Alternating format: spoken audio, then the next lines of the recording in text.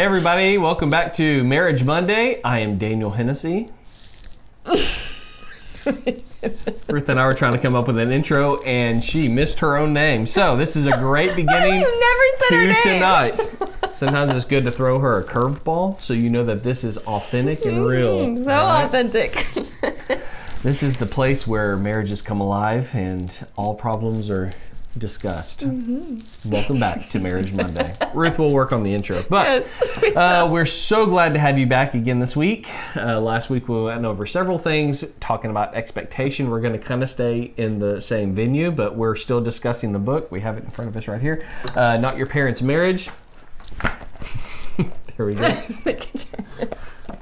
All right, so if you haven't checked this book out yet, you can listen to last week. We talked a little bit about it. We're diving into this really rich, really good, but it's not that there's anything wrong with your parents' marriage. We had a funny time this week. My father-in-law was here at the house. He was visiting with us, and when he was eating at our table, he saw the book out, and he was like, "Not Your Parents' Marriage." Bill, that's not how you talk. He said, "Not your parents' marriage."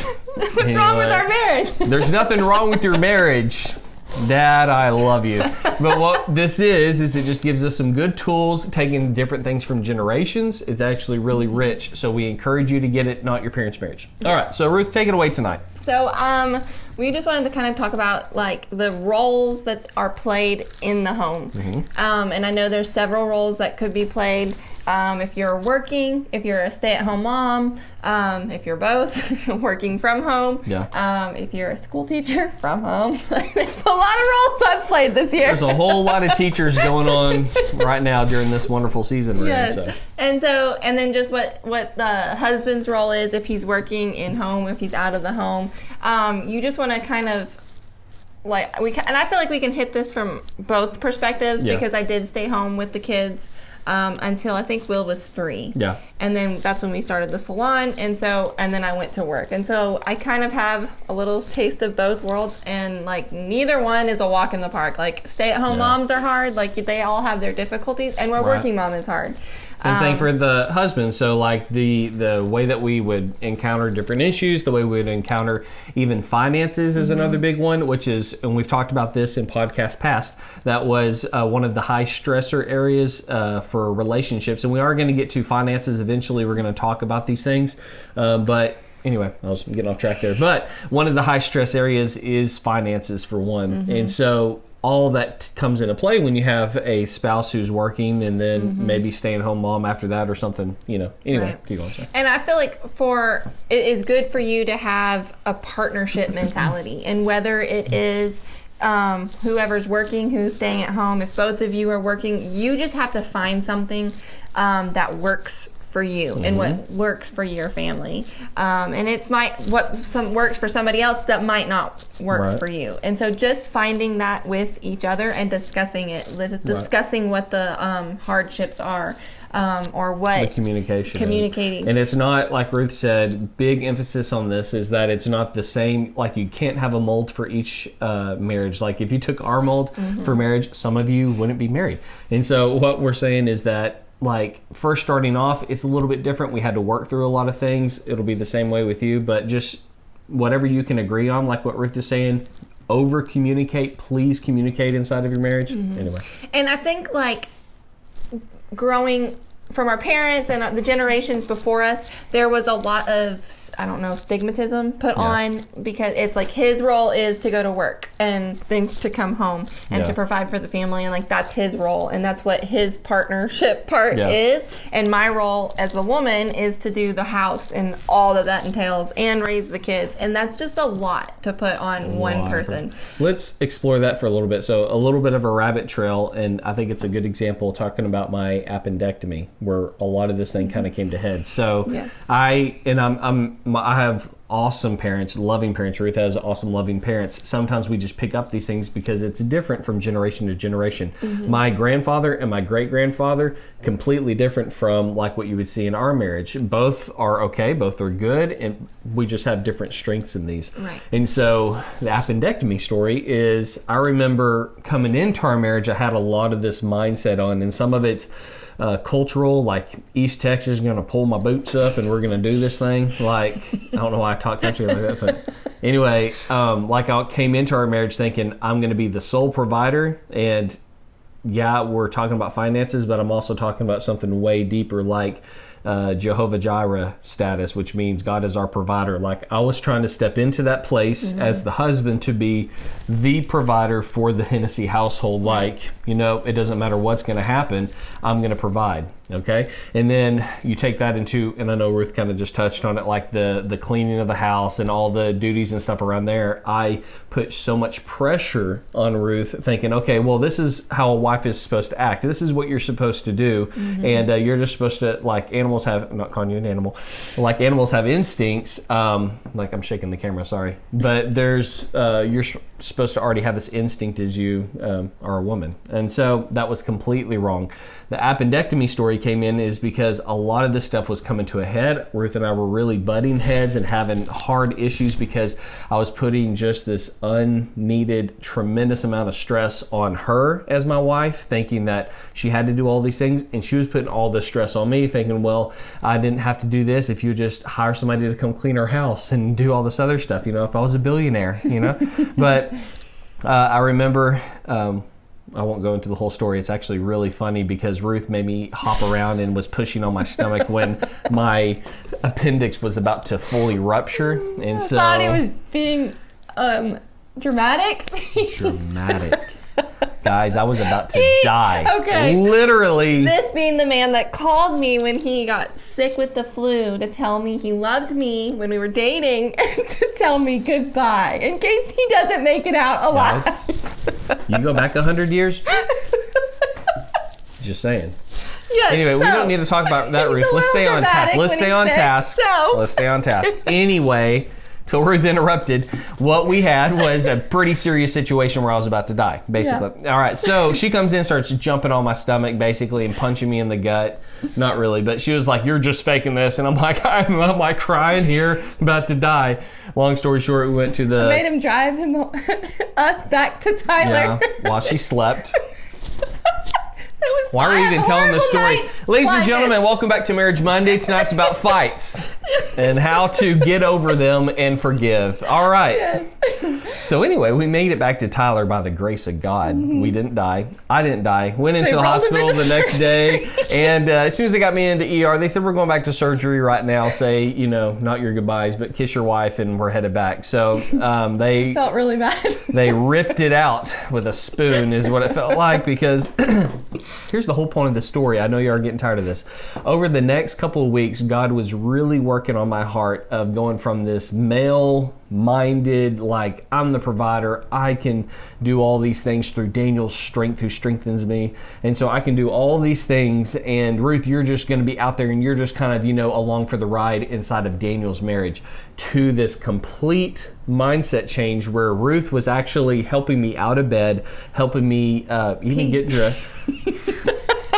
Helping me pee. I guess we're just keeping it real, Ruth. Since it's not your story, let's tell Daniel's urinating. Anyway, I had issues. All right, so Ruth had to help me do everything for like 3 or 4 days because I was just like, I was in a tremendous amount of pain. All this to say, God changed my heart and humbled me and allowed this whole circumstance of an appendectomy to see, okay, these roles aren't the roles that we should be having inside of America. That was a long way to say these roles need to change. Yes. Just go. I'm done. And when you look at your partnership and what, it's a good thing to say when you're like forming a plan or coming up with stuff is, who are you as individuals? And then what are your separate strengths and weaknesses? And then what you like and dislike. So what that all plays into what the partnership, what your roles, his and hers, and the strengths and weaknesses. Remember, just like you're looking with the eyes of Christ into them. So you're like, well, his strength is watching football games and drinking beer. Well, no, let's look a little bit deeper than that. Yeah, and so one of them was finances. I hate finances. I've never been good at finances. And so Daniel took this over. And like that's something that took a burden off of me because I was trying to do that in the beginning before we had kids and it didn't work, guys. It didn't work. I took one of her debit cards and I wrote emergencies only on here and put it back in her purse. My mistake, guys. Because then I find out from my sister as they're going shopping. No, nail salon? Nail salon. Gets better. She pulls it out. And my sister says, what does that say on your card? Or emergencies only. Ruth's response is, this is an emergency. My toes needed. So all of you guys out there, you don't really have it that bad until your wife uses her debit card that has Sharpie marker. Emergency only. Anyway, keep going. You keep throwing me off. I'm sorry. So just finding out what your strengths are, what you're good at, what your weaknesses are, because a lot of the times your weaknesses, the other person is strong in that area. Yes. And so being able to say, hey, this is it. A lot of times, right now, I hate cooking. Like, I love it. I'm good at it, but it's just another stressor at the end of the day. And Dana loves it. Like, he likes cooking, taking on that role. And so, like, they can change from season to season. Yep. You come into busy seasons, you come out of them. And so your roles need to be kind of moldable and being able to talk about that. And condemnation. Don't feel condemnation on that just because Ruth is not cooking right now or, whatever, or she burns everything she cooks. But no, you shouldn't feel any condemnation on that. If you're having to take care of finances right now, if for this season you have a disease or something, I'm going extreme, and you're like, I really, am having to lack on this in my marriage, and my husband's picking up. Don't worry about that. You have grace for one another. Anyway. And when Daniel's in your roles at work too, even that plays into this. What do you mean? Like, things that you go through at work. Okay. Things I'm going through at work. When we hit stressors in that area. Yeah. Being able to communicate with that and being able to put that on the table, because that was a huge thing. Yeah. Daniel works in the hospital, and so patients die. And it still is sometimes a big thing, especially if it's somebody that he knows or has been a frequent flyer.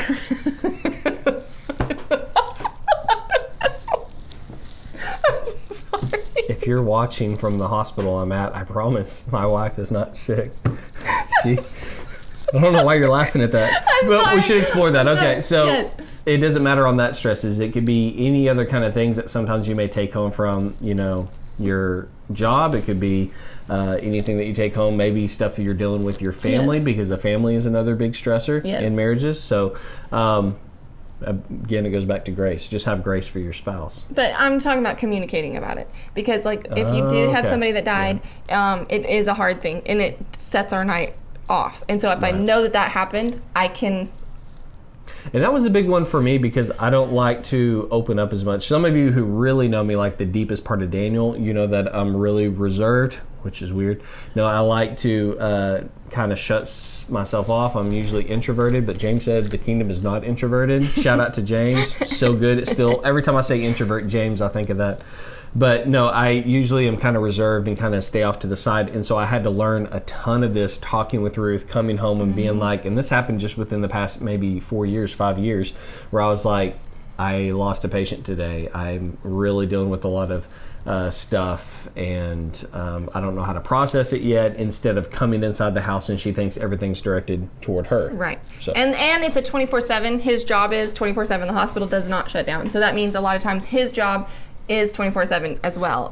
If there's call-ins or things like that, things that go on, like and jobs can be a big stressor in that area. And just being able to communicate those, and it helps if you're, even though I'm not in the hospital, that he talks about things. I know all his employees, and we talk about things, because I have eyes that he doesn't have, and that he might be too close to a situation, and vice versa for the salon. He has eyes that I don't see things a certain way that he does, and so we talk about those things, and it's just creating that partnership, and partnership is a choice. You have to be on the same page and being like, okay, this is what, and that connection that we've talked about, that's so important. It plays into these areas as well. And so just not limiting it And like when you're forming that plan, that all of those things come into play. I know for a while he traveled a lot with his work, and so like he was gone and all over Anderson County, and like that just plays that they just have their different stressors, and so your jobs do play into that. And then for us, owning a business, that has been a huge stressor, and a huge thing where we've had to literally schedule meetings. That's the only time we talk about those things. And it goes back to the grace thing. So one was the scheduling meetings we had to say, because we were getting in so many spats talking about this because it was so stressful. On my side, I felt like we didn't have enough communication where we weren't able to talk about the business. And then on her side, it was like, I've been in this business all day. I don't want to talk about it. So us just communicating, okay, here's a specific time that we need to go over it, go over the finances, do everything like that, helped tremendously. And that could help you if you're starting a new business or anything inside of your marriage where some of you are dealing with it all day. One of it could be school. I know because a lot of you are doing the homeschooling right now and getting your child prepared, and your other spouse may not be there all day. Set some time apart to be like, okay, we need to talk about some of these things. Because if you're not careful, that can be where that's all you're talking about all the time. And that's where it got with us. It's like, okay, and then you would get upset because of this business or because of this certain thing that was going on. And so we scheduled it to be, this is the day that you can talk about it and you don't talk about it any other time. Right. And that's something that worked for us. Like we were like, okay, so because then we could get it all out on the table on this specific day. And then the rest of the time we shut that door, we locked that up, and like we focused on ourselves and our relationship and not the business or work or whatever it was that was going on at that time. And we talked about roles. You know, I haven't really seen this. I mean, somewhat, and maybe it's not just portrayed as much, but like generations past, I haven't seen this as far as the communication about work and different things like that. I know that our parents and I know that our grandparents and great-grandparents would talk about things, but what I'm getting at is the communication. It's so important and so key that we want to see, at least for our generation, and I know our kids are able to see that inside of our marriage of mom and dad talk to each other, mom and dad have meetings. I know you're like, okay, you put them to bed and stuff. Well, while we're recording and doing everything we're doing right now, we do that because it would come in screaming and probably naked while we're doing Marriage Monday. But a lot of the times, don't feel guilty if your kids are up and you're talking with one another and having a meeting inside your kitchen and saying, okay, we need to talk over finances and stuff like that. Your kids need to see that. All right. There's some things that your kids don't need to see, fights and things like that. You know, sometimes it's inevitable and you forgive each other and pray. But there's some things that your children need to see. Mom and dad on the same page, the same vision, the same goals, walking forward and leaving a legacy is what your children need to see. So what else you got? I think that's so. All right. So for the growth moment this week, since we're talking about roles, things like that, what we want you to do is sit down. We love the communication part. We want y'all to sit down as a couple and talk about, is there anything inside your roles right now that you want to communicate? Maybe frustrations, or maybe, hey, everything's going great with me. What about you? And then y'all come to an agreement and are like, everything right now at this phase in our life is good. The main thing for this exercise this week before we come back next week is to talk about all the roles inside the household, all the responsibilities inside the household, and do you think that you could honestly say that it's at 100%? And Ruth and I, just being raw and real, we could talk about some of our roles and things like that. And we have. We're not just giving you all an assignment we're not doing. We talk about things and we're like, okay, this is not at 100%. We may not say it like that, but we're like, we could do better in this area. We could do better in this. And then we start to work on those things. And when you do that, like what Ruth was sharing with you, it takes away the stress that you're going to have a fight 5, 6, 7 days a week, instead of maybe once a week you come together for an hour, you disagree, but you come back and you're like, okay, we're going to agree on this, we're going to go forward, and we'll tackle this again next week. So is there anything else? Nope, you want to pray us out, Ruth? All right. Jesus, I thank you for everybody that's watching. Father, I just ask that you would give them a great week. Yes, Lord, Father. that you would bless them, that they would just be able to come together and have communication this week. Yes, and then be on the same page, and that there would be things revealed that need to be worked out, God, and that they are not alone through this whole thing. Right. That they have each other, and that there is freedom in this. And I just ask for peace this week and unity in Jesus' name. Amen. Amen. Well, guys, we will see you next week. Love y'all. Bye. Bye.